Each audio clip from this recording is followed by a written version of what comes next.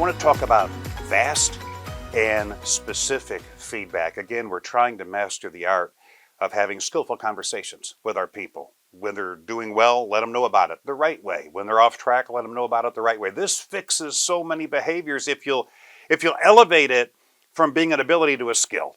A lot of leaders, they have the ability to give feedback. It's not very skillful. So that's what I really want to work on that's going to improve your game when it comes to holding people accountable. But you got to get there quicker.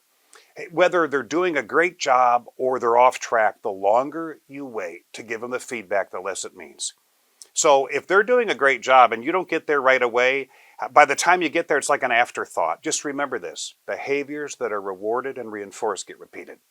So if somebody's doing something you want to see more of, the longer you wait to let them know that they just did the right thing, it might not be repeated as quickly as you like. If you get there quickly, it's more likely to happen again. I'll also say this: if someone's off track, they're not doing the right thing, they come in late, they skip a step in a process, they're not really living your values, and you get busy with other stuff, and you don't get there quick enough, it's probably happening again and again and again. And if you're not careful, now it's a habit.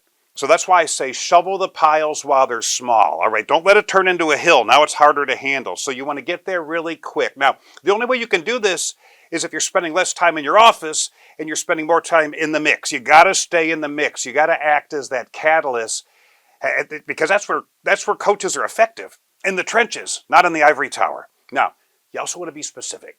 All right, so general feedback is lazy feedback. If I just notice one of my team members doing a great job with an angry customer, I could say, "Hey, John, you did a great job with that customer." Okay, well, that's better than nothing.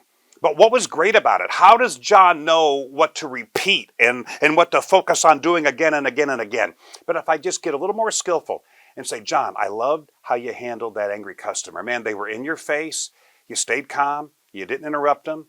You let them finish, and when you did speak, you were low and slow and in control, and it took the fight right out of them." See, when you do that, you've just been very specific, and everybody that just heard you give that compliment understands that's what you want to see every single time. That's the beauty about positive feedback.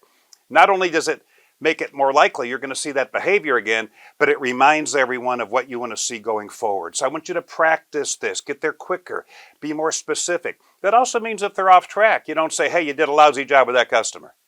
Well, okay, that may be true, but how do they fix that? There may be 10 things or maybe 2 things. So what are they going to fix? If I say, "Come here for a minute, let's have a conversation. What you just did with that customer, you violated these 2 values. Now, if everybody does what you just did, we're not going to hit our goal this month.